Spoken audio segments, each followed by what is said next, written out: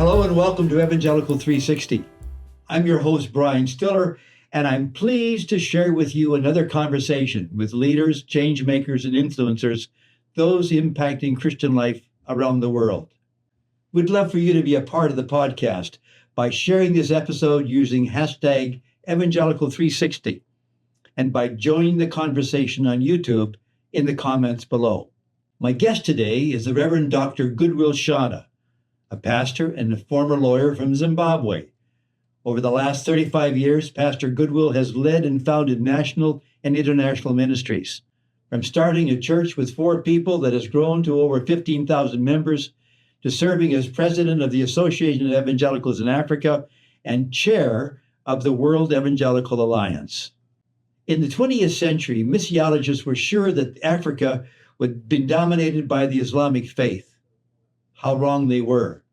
The Reverend Dr. Goodwill Shana knows a lot about this incredible development, and his personal testimony emerges from its context.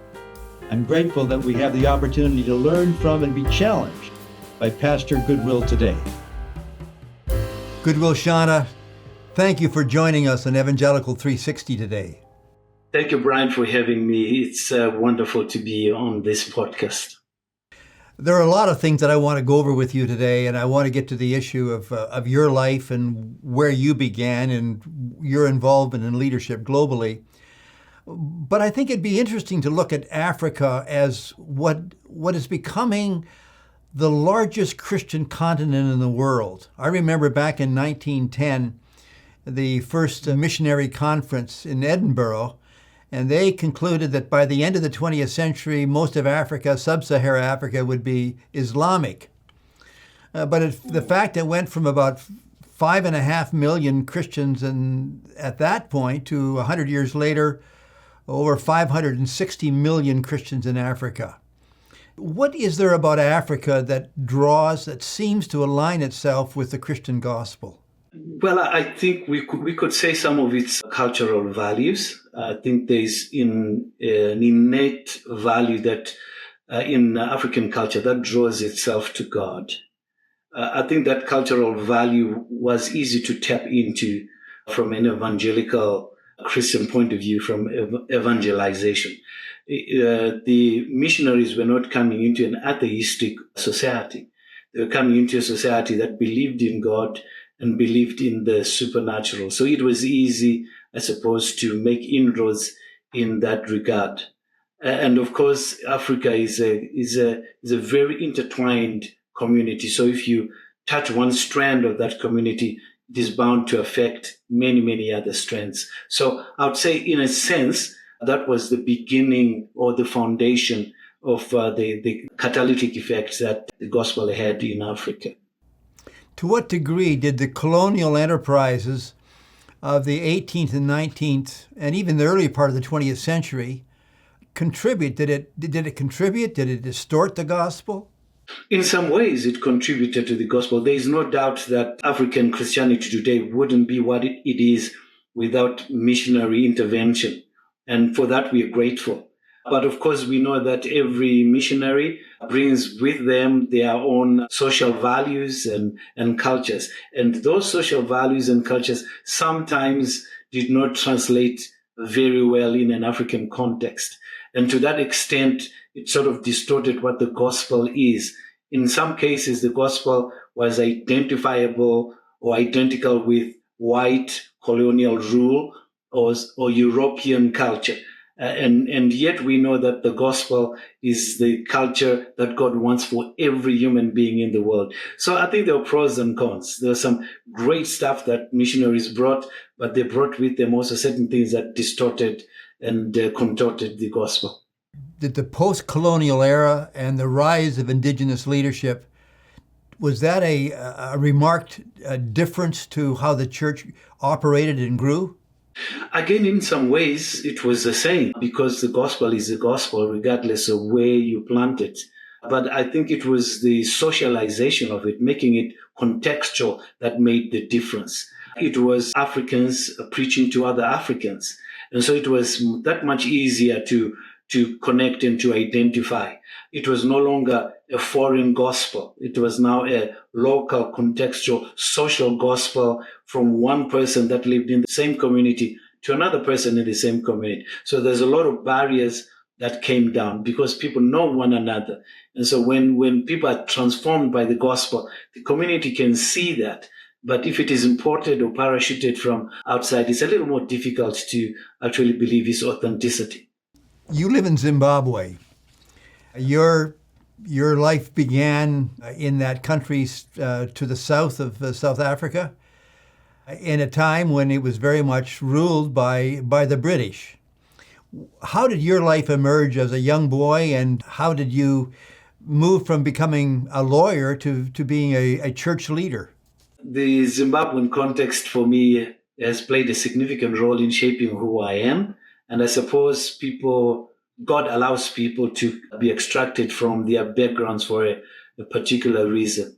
But for me, having grown up in very challenging circumstances and in a culture that was generally unjust and pivoted for one section of society, there was a motivation, a desire in me to work for justice, to work for equality, to work for the value of all humanity. And so that was my early motivations as a young person. And thank God I got born again when I was young. So there was this sense that life could be different, that all human beings were equal, and that justice could only be received or acquired from a biblical perspective, from a love perspective, from an inclusive perspective, because God loved all of the world. So those were some of my earliest thoughts, if I can remember: a drive for justice, a drive for equality, a drive to speak on behalf of the voiceless and the poor. And so that, I think, attracted me to be a lawyer, although it was not very attractive at that time. The church and especially the Pentecostal churches preached very much against lawyers. They thought lawyers were defenders of criminals and murderers and all things that were immoral in a society. They could find their escape through the sweet tongue of lawyers. So it was not an easy decision to make at that time.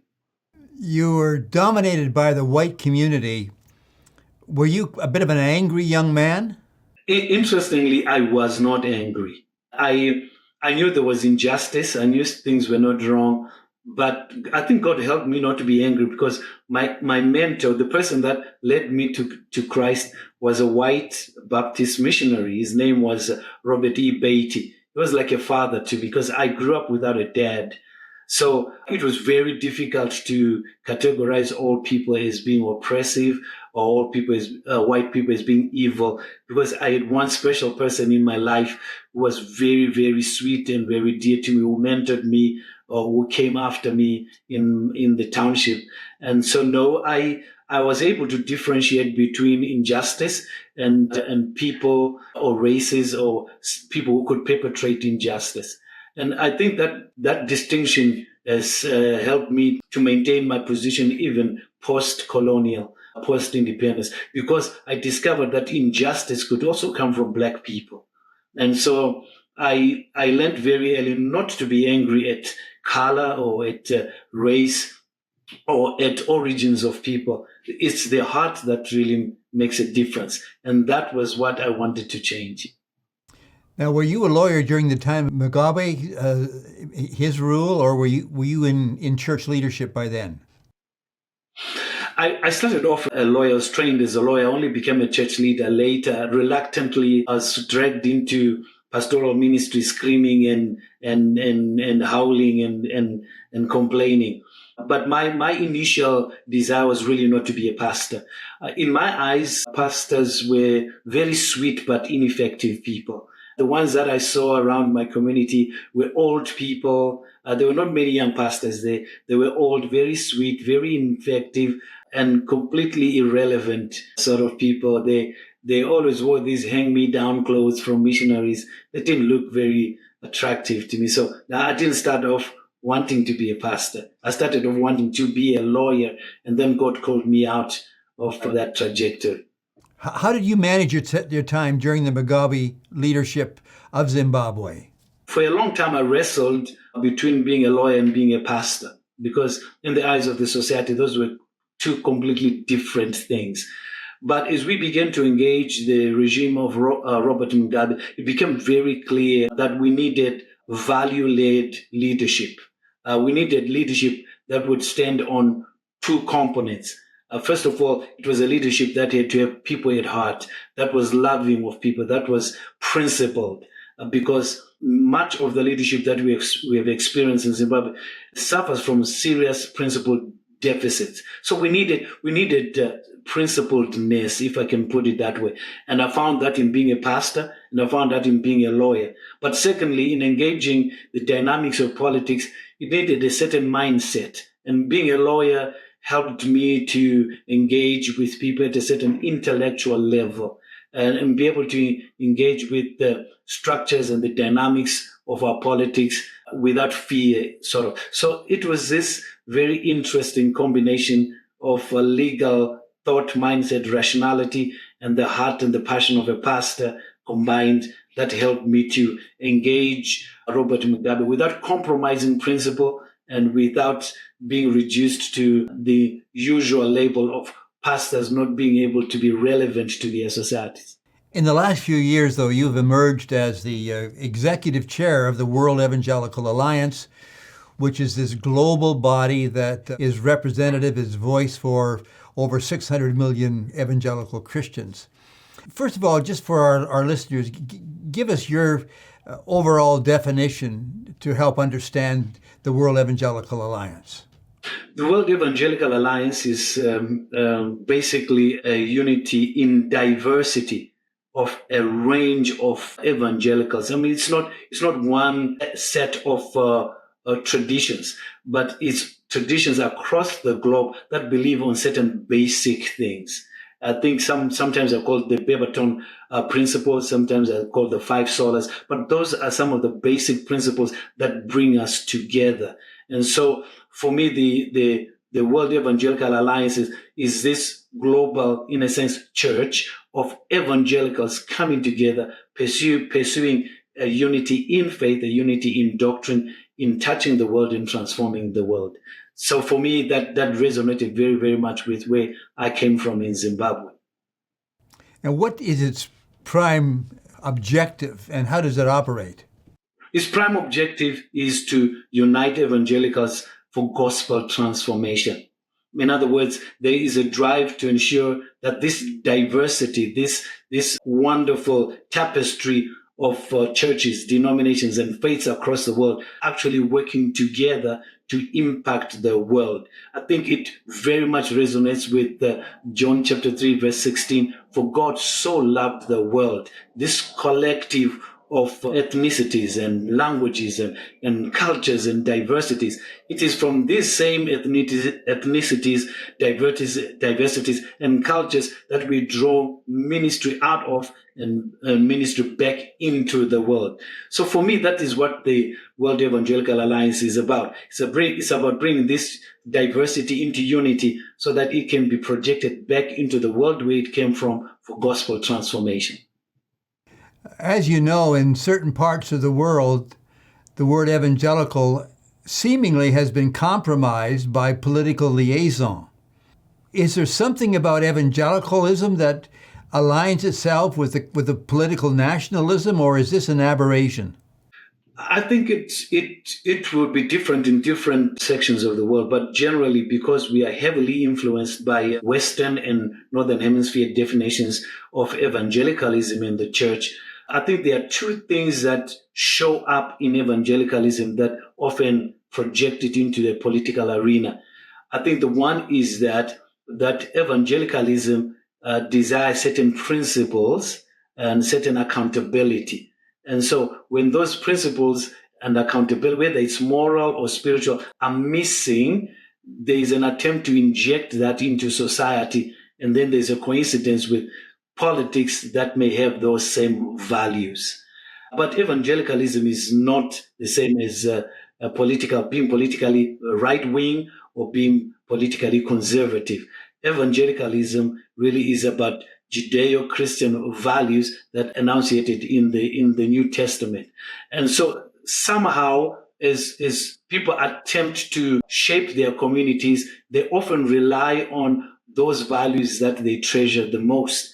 And the early history of evangelicalism saw some stalwarts of evangelicalism influencing the world of politics and economics, like William Wilberforce, for instance, or Martin Luther King Jr. Those were people who were motivated by their Christian faith, and yet they were projected into a political arena. And so as the value, the potency, the appeal of evangelicalism became evident out there, it was often confused or amalgamated with politics, as we see, for instance, in North America right now. But evangelicalism, and as we believe it, and political evangelicalism, two different things. Sometimes they may have the same demographic, but they're two different things. And it would be fantastic if that was cleared. In my world where I come from, oftentimes the word evangelicalism is identified with American evangelicalism. That kind of Christianity that tends to be politically active, potent, and aggressive, and does not think twice about injecting itself in the political arena. And that can be detrimental sometimes. There's been talk about whether the word evangelical we need to find a new name for the word evangelical. And I recall Tim Keller, who passed away, was pastor of a church in New York City, was asked the question. And his response was, why should the rest of the world allow 10% of the world to self-define? And so I guess the word evangelical, as you lead the world body, it's a word that I suppose in your view is worth saving, is it not? I think it is worth saving. I can't imagine an alternative. I think an alternative will probably catapult us into some long-winded discussion or controversy. Evangelical is in the Bible. Evangelical is good news. Evangelical has a whole history of goodness behind it. We have built that identity, our identity as World Evangelical Alliance, based on that word, which is good news, talks about evangelization, which talks about projecting the good news of Jesus Christ into the world. I cannot, as was this an individual opinion, I cannot imagine another word that best captures who we are from a biblical perspective. That would be very difficult for me. Now, the Evangelical Protestant Church is something of the last few hundred years. How did the World Evangelical Alliance form? What were its roots? I think when we go back to the history of the Evangelical Alliance in 1846 to 1848, it really was driven by individuals. And this is some of the conversations that we've been having recently, that it was not driven by institutional motivation. It was really driven by individuals who were looking for an identity that was separate from Catholicism or Reformed Protestant church movement. And for me, it is one of the things that I think we need to recapture, this injection of individual conviction into the institutionalism called evangelicalism. And so people begin to grow that, go back to their churches, motivate the churches into denominations, into nations. And so the World Evangelical Fellowship, as it eventually got to be known, took form and shape around individuals who were driven to see the unity of the body come together. Now, today it's composed of, about 140 some national alliances, countries that have their own indigenous national alliance. How does that body, those many parts, how does that work together? Yeah, I think one of the beautiful things about the World Evangelical Alliance is that it is a grassroots organization that has got structures that lead all the way up to a global level. So without the national evangelical alliances, the World Evangelical Alliance would be a head without a body, without feet. And so I think it is this connection to the local. It is connection to communities at a grassroots level that actually gives the World Evangelical Alliance one of its greatest value proposition. It's not just theological persons and big spiritual think tanks at the top. there is a structure that connects national alliances through regional alliances into the World Evangelical Alliance with that serve both regional and national alliance. It is this connection to grassroots and to the international or global stream of families that makes WA quite unique, I think. Now, as executive chair, you're looking to have your General Assembly in the fall of 2025. What is the purpose of that, and what do you hope to achieve? Well, the General Assembly really is not just the purpose of the executive chair. It is a constitutional imperative. The Constitution behoves us to hold a General Assembly every 6 years. And the reason for that is that as the Executive Council or as any office bearer, we do this in stewardship to millions of people around the world. And ever so often, we need to go and give account of our stewardship, how we have led the WA, how we have acted on behalf of their good faith and their intentions and their purpose. So the General Assembly really is primarily for the leadership to give account to its membership, those that have bestowed them the privilege of leading. Secondly, the General Assembly is for the evangelicals around the world to come together, to convert together, to rethink, reimagine, and maybe craft a new journey forward together. And thirdly, I think that the General Assembly is also an opportunity to grapple with developments, global developments or theological developments, so that altogether the WA family is sitting together, is talking together about what to do with the world that they are faced around the globe. For me, those would be the three primary reasons why we would gather as the General Assembly. Goodwill, I think we've all been surprised over the last period of time, the last few years and even months, the widespread persecution of evangelicals and of Christians globally. This is a bit of a shock. What is the role of WEA as it relates to the persecuted Christian? Well, I think, interestingly enough, as we've been having what we call concentric circles of conversation around WEA, one of the things that WEA is known for is advocacy for the persecuted, for the marginalized. And I think it is important for the WEA to be able to speak on behalf of those brothers and sisters in sections of the world where they are a minority or where they cannot express their faith, where they are actually being killed or persecuted out of engagement. And so for me, I think that the advocacy on behalf of the persecuted is one of the things that the WA brings on the table. I can give you, for instance, our own story in Zimbabwe. There was a time when we had some serious human rights violations in our country, and in an attempt to stifle the voice of the church, the WEA took up our concerns and were able to express them at the United Nations on our behalf. There are instances where local believers, local churches don't have the power, the voice, or the courage sometimes to speak up on certain things, and you need another voice. You need, if I can say, a big brother voice, or you need a place where you can run for refuge, people that can speak on your behalf or advocate on your behalf. And the WA, I think, has done a sterling job in doing that. And how does its particular relationship to the United Nations with its Geneva office, how does that as an instrument, how does it go about affecting the places where Christians are persecuted? Well, the fantastic thing about having an office is that you are present. And so if you are present, oftentimes you cannot be ignored. And the second thing is that when people are present, they begin to develop relationships. And it's no longer just institutions or a labeling of institutions. People are able to have coffee together, discuss certain issues, heart to heart, human to human.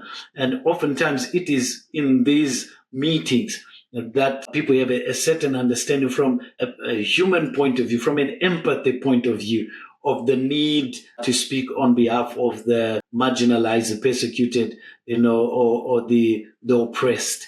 And of course, the United Nations, we expect it to be a place where justice, equality, and liberty are safeguarded. And so I think that the offices there take advantage of that.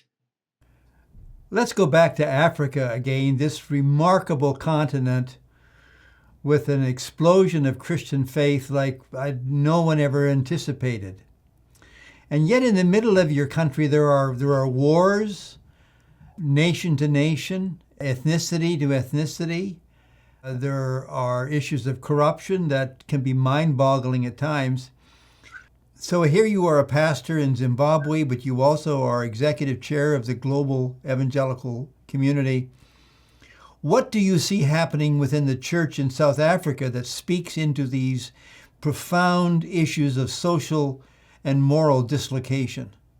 I think one of the things that we experienced from where I come from was this question of if the church is effective, and in Zimbabwe it has a fairly significant influence, why is it that we are producing citizens that tend to go towards corruption or tend to go towards political domineering dynamics? And so the church wasn't just addressing the fact of corruption or poor governance, it began to address itself. And so we began to look at perhaps our model of church, perhaps our model of discipleship, perhaps the things we describe as being virtuous and valuable and that people should aim for, perhaps they're the wrong ones. And so there was great introspection that has taken place in the churches as to what kind of people are being produced through the church. Many of the politicians, especially the ones in the earlier days, were products of missionary schools, and Christian institutions. So the question was, how come that they passed through our hands and they ended up that way? So another element was revisiting the definition of leadership. And many times we had overlooked the Christ-like, Christocentric leadership, servant leadership. Leadership just became something that was bureaucratic, but never really shaped on the values of the Bible. So the church began to revisit definitions, its own processes, definitions of leadership. And then lastly, the church also began to revisit its community responsibility, salt and light. How can you be in a church, in a community or in a nation, and that community or nation is degrading, and the church is a significant and powerful force in that. So it was, how do we turn this moral value into transformation? How do we get to be salt and light in a meaningful way? So those are some of the things that the church in Africa has had to grapple with, and is still grappling with, by the way. We are not out of the woods yet. I live in Canada, so that's my context, although it's to the very person that I'm interviewing today, so maybe full disclosure is good. But Goodwill, where I live, there is an assumption that faith is on the demise, that church attendance is diminishing. But worldwide, there is this enormous uptick in church attendance, in personal faith. Given the demise of church attendance in North America and in Europe, the assumption is that faith is dropping around the world, when in fact it isn't. So as executive chair of World Evangelical Alliance, which is the second largest Christian body in the world, as you look to the future, what do you see the church globally achieving or doing? I think from an evangelical perspective, I see the WA getting stronger in a number of ways. For me, I think that without self-indulgent comparison, I think we are pretty clear about who we are and what our values, biblical values are. And I think in a world where there is identity fluidity and the cacophony of voices that are redefining everything, the WA will remain that one solid, dependable reference point on issues pertaining to the Bible and to faith in the Lord Jesus Christ. I think we live in a world that is, as the American military calls it, a VUCA world, volatile, uncertain, complex, ambiguous. It is in this volatile, uncertain, complex, and ambiguous world that the WA brings a high level of certainty, a high level of dependability, a high level of reference. And I think it is this point of referencing that many people will be running towards to when there's so much fluidity, so much ambiguity, so much uncertainty. I think the WA, by virtue of being based on the Word of God and on Jesus Christ, brings this clarity of certainty. For us in Africa, we've seen that when there's this plethora and upsurge of all kinds of crazy doctrines, people get tired and weary. They're not clear what is the truth. But I think WA has built a reservoir, or has built a reputation for staying with the truth, for being dependable, for being a reference point in matters biblical and matters of faith and value. I think that will still be a very, very important contribution that we make. The second element that I think we will bring is a sense of community, is a sense of cohesion. I'm in Zimbabwe, but I feel a great kinship with you from Canada or from anywhere else.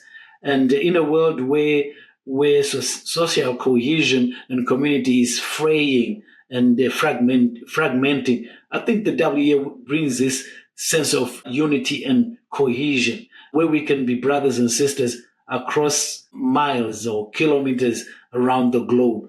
This sense that we belong somewhere. And for us, for instance, in the Zimbabwean Evangelical Fellowship of Zimbabwe, we had grown sufficiently significant in our country, but we felt we needed a home. We felt, in a sense, I hate to use the word tribe, because where we come from, tribe has got a bad connotation. But we needed to belong somewhere. We needed to belong to a tribe. We needed to belong to something bigger or greater than ourselves. And we found that sense of identity, that sense of belonging, that sense of security in the WA. And I dare say that we're not the only ones, and not just from a national point of view, but from institutional point of view, from an individual point of view. I think WA will still bring that to bear in the world. Goodwill Shana, you have a remarkable story. You began in Zimbabwe with a young boy without a father.